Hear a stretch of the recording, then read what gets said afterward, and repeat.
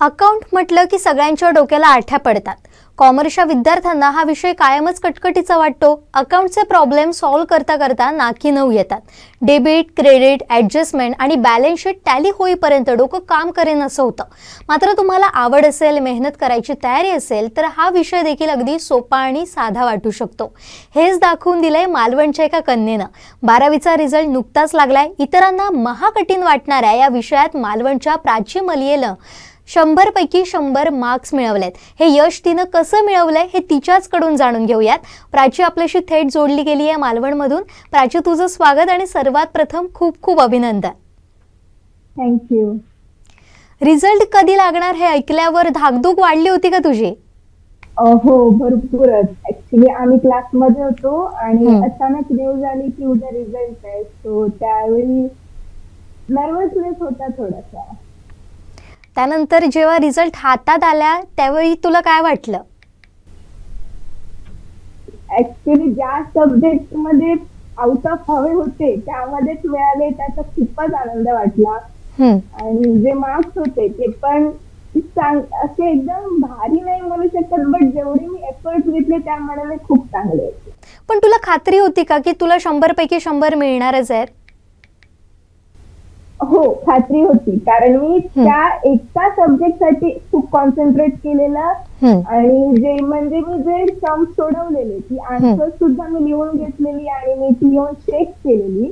So तसा confidence होता की मिळतील म्हणून. बट बोर्डची पहिलीच एक्झाम होती त्यामुळे स्कोरिंग कशी चेकिंग असते त्याचं थोडंसं टेन्शन होतं. बरं. मग आता हे मार्क्स बघून सगळ्यांना आनंद झालाच असेल. जेव्हा तू घरात सांगितलं त्यावेळी घरातल्यांची काय रिएक्शन होती, तुझी स्वतःची काय रिएक्शन होती आणि त्यानंतर नेमकं कसं सेलिब्रेशन केलात तुम्ही? पहिली म्हणजे मी पप्पांना रिझल्ट सांगितला, त्यांना अकाउंटचे मार्क्स ऐकून खूपच छान वाटलं. मग मी ज्या मम्मीला सांगितलं तिला पण खूप आनंद झाला. पेढे वगैरे आधीच आणून ठेवलेले, सो ते सगळ्यांना दिले, देवाच्या पाया पडली. देन मी माझ्या ट्युशन टीचरला, म्हणजे मी फक्त अकाउंट साठी जो क्लास लावलेला त्या टीचरला मी कॉल केला. त्यांना पण ऐकून खूपच छान वाटलं. आणि देन रात्री मग सगळ्या घरातल्यांनी केक वगैरे आणला त्यासाठी आणि मग तेव्हा सेलिब्रेशन झालं. अच्छा. आणि या सगळ्या यशाचं श्रेय तू कोणाला देशील? यशाचं श्रेय म्हणजे काय, आता मम्मा पप्पांनी तर म्हणजे मला काही रेस्ट्रिक्शन वगैरे न ठेवता जसा हवा तसं स्टडी करायला दिला, त्यामुळे त्यांचं खूपच मार्गदर्शन आहे. देन माझे कॉलेजचे टीचर्स, ते स्कूल टीचर्स ज्यांनी मला मार्गदर्शन केलं की असं स्ट्रीम घे, असं कर, तुझा ज्यात इंटरेस्ट आहे ते कर. आणि माझे ट्युशन टीचर तर खूप, म्हणजे माझ्या ज्या मॅम होत्या त्यांच्याकडे जायचे, त्यांनी मला खूपच मार्गदर्शन केलं. अजूनही गाईड करतात त्या, त्यामुळे त्यांचा सगळ्यांचाच मला पाठिंबा आहे. प्राची, तू काहीशी भावूक झाली. तू आनंदाश्रू तुझे दिसताय. तुला तर बोलतानाही थोडंसं तुझ्या चेहऱ्यातून ते आम्हाला दिसून येत आहे. खरंच हे तुझं यश खूप मोठं आहे आणि यापुढे तुला मोठं टप्पा गाठायचा आहे. त्यामुळे आताच भावूक होऊन आपल्याला जायचं नाही आहे किंवा आपल्याला हुरळूनही जायचं नाही आहे. पण हे सगळं करत असताना अभ्यास तू कसा केलास आणि अभ्यासाचं तुझं नियोजन कसं होतं? अभ्यास म्हणजे आता मी मालवणला राहते आणि मी पुण्यामध्ये ऍडमिशन घेतलेलं. सो मी ते एक 5-6 महिने हॉस्टेलवर होती. कारण 11वी मध्ये जेव्हा बसची स्ट्राईक झाली त्यामुळे मी 11वी कॉलेजलाच गेली नव्हती. डायरेक्ट एक्झाम दिली 11वी आणि देन 12thला स्टार्ट केली. मग तेव्हा म्हटलं की 12thला रिस्क नको म्हणून हॉस्टेलवर गेली. देन अभ्यासाचं कसं, सकाळी कॉलेज असायचं, दुपारी घरी यायचो. दुपारी येऊन मग एका ट्युशनला मॅथ्सचा, देन संध्याकाळी अकाउंटचं लेक्चर. आणि मग जेव्हा 7 वाजता फ्री व्हायचो आम्ही तेव्हा मग जे आधी असाइनमेंट आणि जे रायटिंग असायचं ते कम्प्लीट करून घ्यायचो. आणि मग जेव्हा वेळ मिळेल तेव्हा अकाउंटची प्रॅक्टिस. अकाउंटचं मी डेली एक सम सॉल्व्ह करायची, कारण आमच्या मॅम बोललेले कधी थांबायचं नाही, म्हणजे रेस्ट नाही घ्यायची अकाउंट मध्ये. प्रॅक्टिस सुटली मग बाकी होऊ शकत नाही. त्यामुळे मग ते एक सम कंटिन्युअस आणि थिअरीचं वाचून व्हायचं. त्यामुळे अभ्यास कसा कॉलेजमध्ये व्हायचा तसा आणि घरी रायटिंग वगैरे तेवढं. पण प्राची, तू आता म्हटलंस की तू कुडाळ आणि मालवण असा प्रवास करायचीस, तू कुडाळच्या ज्युनियर कॉलेजमध्ये होतीस, तर ह्या प्रवासाला तू कसा वेळ द्यायचीस? मग ते बससाठी वाट बघत राहणं, तर हे तू कसं जमवलंस सगळं? आता बससाठी म्हणजे जेव्हा आमचं एक 7:30ची कॉलेज असायची, त्यामुळे बस 6:30ची असायची. त्यामुळे मला जावं लागायचं 6 पर्यंत. उठायचं रुटीन 5, 4:30, 5 ते असायचं. आणि घरी मग कॉलेज सुटलं, क्लास झाला की एक 3 वाजता क्लास सुटायचा, मग इकडे येऊन 5 वाजता दुसरा क्लास. मग तसं होऊन एक 6-7 पर्यंत घरी यायचं आणि त्यानंतर पुढचं रुटीन घरी. मग त्यानंतर तुझा अभ्यास व्हायचा ना संध्याकाळनंतर? म्हणजे आता तू क्लासमध्ये काय शिकलीस, कॉलेजमध्ये काय शिकलीस, त्यानंतर तू अभ्यास करायचीस. मग हे तू सगळं कसं जमवायचीस? कारण त्याचबरोबर काही असाइनमेंट पण असतात आपल्याला कॉलेजमध्ये, तर या गोष्टी तू कशा जमवल्यास? खरं तर आम्ही घरी आल्यावर जो 7 ते 9 वेळ असायचा, त्यामध्ये पहिलं फ्रेश व्हायचं, मग काही खायचं असेल तर ते खायचं, आणि मग पहिला जो होमवर्क जे रायटिंगचं आहे तेवढं सगळं करून घ्यायचं. आणि नंतर एक थोडी रेस्ट घेऊन मग एक 10 ते 12 किंवा मी एक्झामच्या टाइम मध्ये घरी आली की पहिलं रेस्ट करायची, आणि मग 12 ते 4 किंवा 12 ते 5 असं बसून मी रात्रीचं स्टडी करायची, कारण रात्री कॉन्सन्ट्रेट माझ्या मते माझं चांगलं होतं. करायचे. बट मी जास्त असं अभ्यास असं नाही केला. मी जे असाइनमेंट कम्प्लीट केल्या, रायटिंगचं कम्प्लीट केलं, एक्झामच्या आधी जेवढा अभ्यास केला तेवढाच, बाकी मी असा नाही केला. अच्छा. पण अभ्यासाव्यतिरिक्त तुला आणखीन कोणते छंद आहेत का? ते तू कसे जोपासतेस? कारण त्यासाठी वेळ कसा दिलास किंवा देतेस? अभ्यास सोडून म्हणजे आता मी चेस खेळायला आवडतो.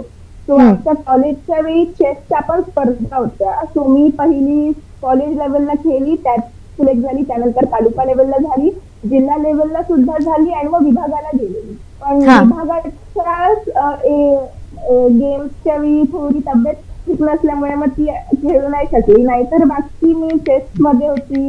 अजून डान्सची आवड आहे, ते पण मी एक छोटासा वेळ काढून करायची आणि आहे सुरू आहे.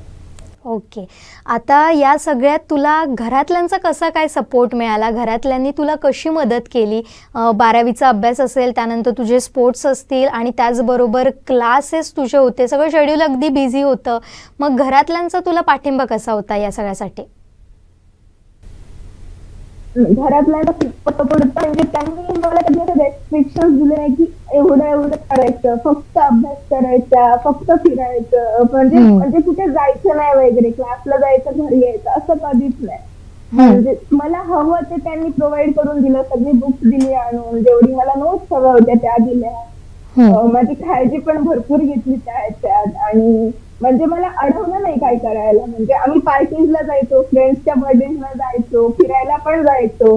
त्यामुळे कधी असं सांगितलं नाही त्यांनी की फक्त अभ्यासाकडे कॉन्सन्ट्रेट कर, म्हणजे तुला हवं ते कर, हवं तसं कर, आम्ही तुला सपोर्ट करू, एवढंच. खरंच घरातल्यांचा पाठिंबा फार महत्त्वाचा असतो. आणि अलीकडे असं असतं ना की तुम्हाला एवढेच मार्क्स मिळाले पाहिजेत, तुम्ही एवढेच क्लास केले पाहिजेत, तुम्ही अभ्यासाव्यतिरिक्त बाकी कुठल्याही गोष्टीकडे लक्ष देऊ नका, फक्त अभ्यास करा. त्या पालकांसाठी हे एक महत्त्वाचं उदाहरण आहे प्राचीचं. कारण प्राचीच्या आईवडिलांनी त्याच्यावर कुठलेही रिस्ट्रिक्शन न ठेवता तिला पूर्णपणे पाठिंबा देत अगदी तिला हवं त्या पद्धतीनं तिला अभ्यास करू दिला, आणि त्याचंच आज आपल्याला पाहिलं तर तिचं हे मिळालेलं यश हे फार काही मोठं उदाहरण या सगळ्या पालकांना देणारं ठरतंय. प्राची, आता तुला पुढे कशात करिअर करायचंय, काय ठरवलंयस त्यासाठी? मी आता सीएची अटेम्प्ट, सीए फाउंडेशन साठी प्रिपरेशन करते. आता झाले, माझं क्लास सुरू आहेत आणि नेक्स्ट मंथ मध्ये त्याची पहिली अटेम्प्ट आहे, तर त्याची तयारी करते. हा काय नेमका कोर्स आहे, काय आहे? सीए म्हणजे चार्टर्ड अकाउंटंट. जे कंपनीज मध्ये वगैरे सीएस असतात किंवा त्यांचा जो स्टडी असतो, अकाउंटिंग, लॉ, इकॉनॉमिक्स, म्हणजे त्यामध्ये जे मास्टर्स वगैरे असतात ते थोडी टफ असते. बट माझी इच्छा आहे करायची, म्हणून मग मी सीए करते. बरं. आणि याविषयी आई बाबांना काय वाटतं, जे तू आता करिअर करायचं ठरवलंयस त्यासाठी? त्यांनाही खूप म्हणजे आनंद होतो त्यांना की हा तिला जे करायचंय ती ते करते. त्यांना पण असं वाटतं की तू हेच करायला हवं ते बोलतात तुला सीए करायचंय तू सीए कर. आता ते सुद्धा माझे मम्मा पप्पा सुद्धा आता कॉलेजेस सोडण्याच्या मागे आहेत सध्या. आता 12th झाली त्यामुळे ऍडमिशन साठी आणि सुरू आहे. मग त्यांचा पण सपोर्ट आहे, ते पण मला हेल्प करतात. सो तू आता मोठ्या कष्टातून हे सगळं यश मिळवलेलं आहेस. खरं तर अकाउंटसारख्या विषयात 100 पैकी 100 मार्क्स मिळवणं कठीण ठरतं. अनेकांचं आपण उदाहरण पाहिलं, पण तू फार जिद्दीनं अभ्यास केलास, मेहनत घेतलीस आणि इथपर्यंत पोहोचली आहेस. पुढे तुला चार्टर्ड अकाउंट बनण्याचं तुझं स्वप्न आहे. मग तुझ्या आता जे आत्ता 12वी शिकतायत किंवा जे आता एक्झाम देणार आहेत, अशांसाठी तू काय सल्ला देशील त्या मुलांना? मी एवढंच म्हणेन की स्ट्रेस घेऊन कधी अभ्यास करू नका, कारण जेवढा स्ट्रेस घ्याल तेवढे तुम्ही त्याच्यावर डायव्हर्ट होणार. म्हणजे आता तुम्ही जर स्ट्रेस घेतला तर तुम्ही त्याचा विचार करणार आणि स्टडी नाही करणार. आणि पहिलं म्हणजे तुम्हाला जे करावं असं वाटतं तेच करा, कारण जबरदस्ती करून काहीच होत नसतं आणि जास्त टेन्शन घेऊन सुद्धा काही होत नाही. आणि सगळं तुम्ही म्हटलं तर सगळं इझी आहे. त्यामुळे स्वतःवर आहे, स्वतःमध्ये कॉन्फिडन्स आहे, बट ओव्हर कॉन्फिडन्स सुद्धा असू नये, हे पण माझं मत. नक्कीच प्राची, तू अगदी मोलाचा सल्ला दिलास. कॉन्फिडन्स असणं आणि कुठलीही गोष्ट टेन्शन घेऊन न करणं हे फार महत्त्वाचं आहे. त्यातूनच यशाचे अनेक मार्ग खुले होतात. हा मोलाचा सल्ला तू दिलास आणि आमच्याशी संवाद साधलास, त्याबद्दलही तुझे आभार. आणि पुन्हा एकदा तुझं खूप खूप अभिनंदन आणि पुढील वाटचालीसाठी सुद्धा खूप साऱ्या शुभेच्छा. थँक्यू. तुम्ही इन्व्हाइट केलं त्यासाठी तुमचं पण खूप धन्यवाद. खूप छान वाटलं मला. धन्यवाद प्राची पुन्हा एकदा. आणि पुन्हा एकदा तुझ्या यशाबद्दल अभिनंदन आणि पुढील वाटचालीसाठी शुभेच्छा. आता इथंच थांबतोय. पाहत रहा कोकणचं नंबर 1 महा चॅनल कोकण साध लाईव्ह. धन्यवाद.